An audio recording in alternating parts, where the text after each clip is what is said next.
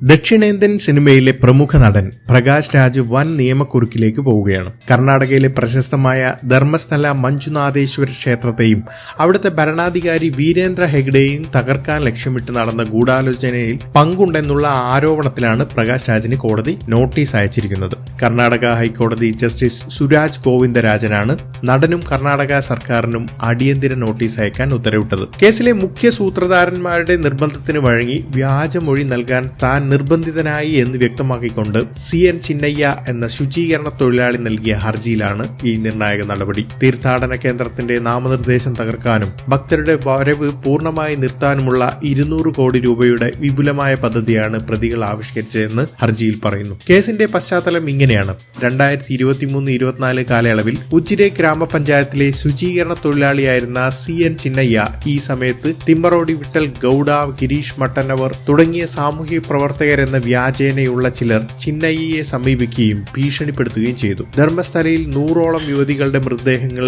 നിർബന്ധിച്ചിട്ട് കുഴിച്ചിട്ടുണ്ടെന്ന് പോലീസിനോടും മജിസ്ട്രേറ്റിനോടും വ്യാജമൊഴി നൽകാനായിരുന്നു അവരുടെ സമ്മർദ്ദം. അനുസരിച്ചില്ലെങ്കിൽ ജീവനോടെ വച്ചേക്കില്ലെന്നുള്ള വധഭീഷണിയെ തുടർന്ന് ചിന്നയ്യ ഇവരുടെ വാക്കുകൾ കേൾക്കാൻ തയ്യാറായി. തുടർന്ന് ബാംഗ്ലൂരുവിലുള്ള ഒരു പ്രമുഖ അഭിഭാഷകന്റെ അടുത്തെത്തിച്ച് മജിസ്ട്രേറ്റിന് മുമ്പിൽ എങ്ങനെ സംസാരിക്കണം എന്നതിനെക്കുറിച്ച് ചിന്നയ്യക്ക് പ്രത്യേക പരിശീലനം നൽകി. ഈ നിയമവിരുദ്ധ നീക്കങ്ങൾക്കിടയിലാണ് നടൻ പ്രകാശ് രാജിന്റെ നേരിട്ടുള്ള ഇടപെടൽ ഉണ്ടാവുന്നത്. ഗൂഢാലോചനക്കാരനായ മട്ടന്നവർ പ്രകാശ് രാജിന്റെ ഫോണിൽ വിളിച്ച് ചിന്നയ്യക്ക് ഫോൺ കൈമാറുകയായിരുന്നു. തമിഴിൽ സംസാരിച്ച പ്രകാശ് രാജ് മട്ടന്നവർ പറയുന്നത് പോലെ തന്നെ കേസിൽ ഉറച്ചു നിൽക്കണമെന്നും എല്ലാം വിജയകരമായി പൂർത്തിയാക്കിയാൽ വരുന്ന 29-ാം തീയതി മുതൽ താൻ നേരിട്ടെത്തി ചിന്നയ്യയെ കെട്ടിപ്പിടിച്ച് അഭിനന്ദിക്കുമെന്നും ഉറപ്പു നൽകിയതായി ഹർജിയിൽ കൃത്യമായി രേഖപ്പെടുത്തിയിട്ടുണ്ട്. ഈ വൻ അട്ടിമറി ശ്രമത്തിന് പിന്നിലെ പണത്തിന്റെ സ്രോതസ്സിനെ കുറിച്ചും നിർണായകമായ വിവരങ്ങൾ പുറത്തു വന്നിട്ടുണ്ട്. ഇത്രയും വലിയൊരു പദ്ധതിക്ക് എവിടെ നിന്നാണ് പണം എന്ന് ചിന്നയ്യ അന്വേഷിച്ചപ്പോൾ പണം മുഴുവൻ കേരളത്തിൽ നിന്നാണ് എത്തുന്നതെന്നാണ്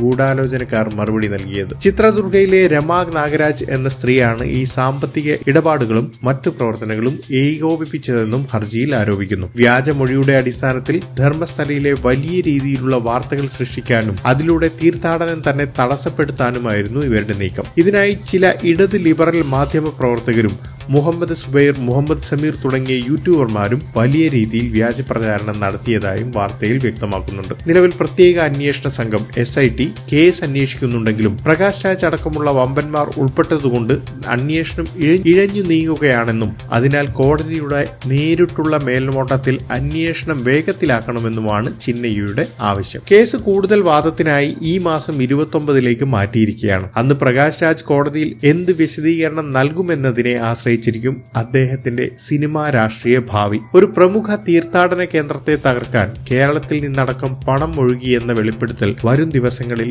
വലിയ രാഷ്ട്രീയ കൊടുങ്കാറ്റ് വഴി തുറക്കുമെന്ന് ഉറപ്പാണ്. കൂടുതൽ വാർത്തകൾക്കും പുതിയ വിശേഷങ്ങൾക്കുമായി ഈ യൂട്യൂബ് ചാനൽ സബ്സ്ക്രൈബ് ചെയ്യുക. നന്ദി, നമസ്കാരം.